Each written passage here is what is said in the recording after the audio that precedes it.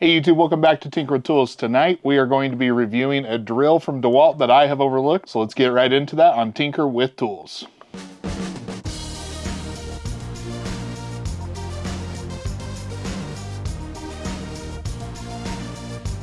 When Dewalt first unveiled their atomic drills, they did seem like a nice reduction in size for Dewalt, but unfortunately over the years we did see a lot of other tool companies come out with very compact drills, but around February of last year they announced that they were coming out with a new generation of atomics. This is the DCD 794. It is the second generation atomic drill driver. Overall this was a nice reduction in size and saw a little bit of a boost in power from that first generation of atomic, but overall the specs were not necessarily something that was all that impressive in my opinion. When I started testing it against the other tools, it really just stood out that the performance was not really up to par with some of those other drills. And so for that reason, this drill just didn't really impress me all that much. Now I knew that there was a hammer drill model of this, but one of the things that I guess I just incorrectly assumed was that the power level on the hammer drill version was going to be the same. See, this is rated at 404 unit watts out, and the hammer drill and the drill driver have the same RPM levels, and so I just kind of figured that they were going to be the same drill. That's where I was incorrect. I recently picked up this DCD 799, which is the second generation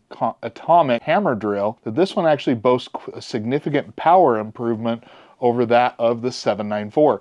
See, the 794 in Dewalt's rating system, which is unit watts out, is rated at 404 unit watts out. Now this drill, on the other hand, is going to be 552 unit watts out. So if you just do the percentages there, that's a pretty big chunk of improvement. So my first assumption was going to be that when I got these two drills side by side, that I was going to find that the motor housing for one of them was just going to be a little bit bigger, a little bit longer, something that would kind of indicate that there was a lot different in the size of the motor. But unfortunately, without having cracked either of these drills open, they do appear to be very similar in size. There's no real noticeable difference in the motor housing other than an increase in length, which can be accounted for the hammer mechanism. Why on earth is this one rated so much higher than what this drill is? And is that a performance benefit that you can feel in testing the two different tools? That is one thing I wanted to go and set out to do today. So first off, we are going to get some measurements on the tools. Then we're going to run through some quick drilling and driving exercises so you can see the performance difference of them. And then once that is done, I do want to talk about some conclusions about this drill and something that I've found in doing some research on it that I think is pretty interesting. And so we're going to go ahead and go into that after the testing.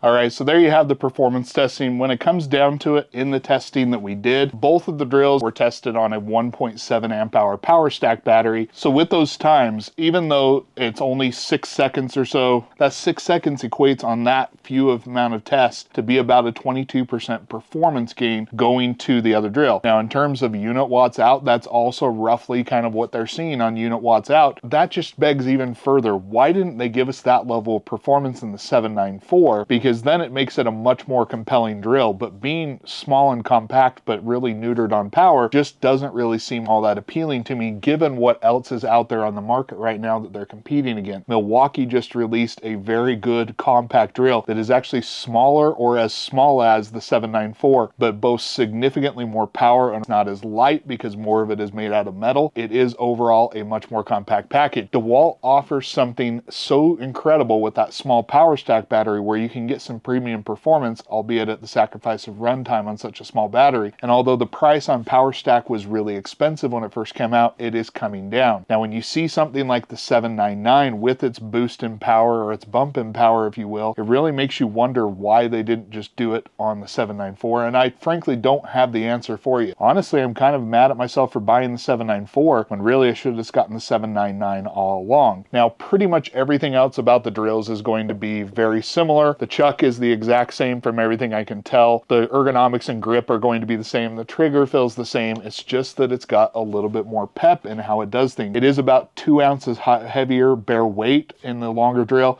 and it's about a ½ inch longer, but that performance benefit is worth the extra 2 ounces and the extra length, if you will, in my opinion, to get a more performant drill out of Dewalt. Even in Dewalt's lineup, I think it starts to kind of beg the question of which way you should go.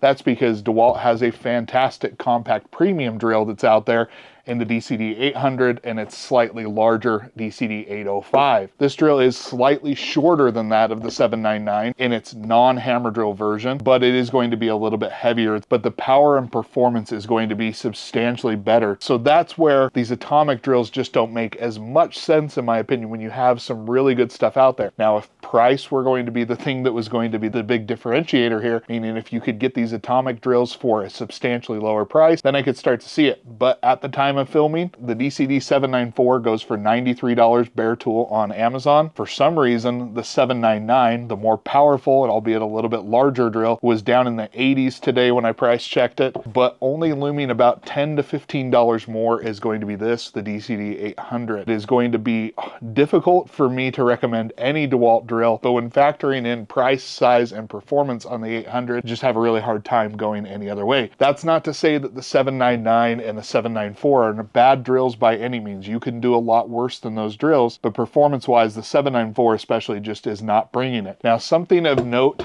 for my UK viewers, or the people that are looking at this drill in the UK, I've had some requests to review the new 100th anniversary Dewalt XR drill, and from everything I can tell, the XR drill is this DCD 799. So if you're wondering where the testing would stack up when we do it in this video, or when we start comparing it to other Dewalt drills, that is what you can kind of take home from it, is I believe they are going to be the same. So there you have it. This was more of a just quick video to kind of introduce that and kind of go over something that I have overlooked in the past. And overall, it is a much needed improvement in performance over the 794. I just don't think in Dewalt's lineup it necessarily makes all the sense in the world, but we are going to do further testing in an upcoming video where we do put those two up against their other compact counterparts from other brands, and we'll kind of definitively answer which one is going to be the best bang for the buck for you. Now, if you have any questions about any of the drills we talked about in this video, go ahead and leave them down in the comments below. If you like this video, go ahead and hit that like button. If you haven't already, please consider subscribing. As always, thank you for the support, and until next time, I'll catch you on Tinker with Tools.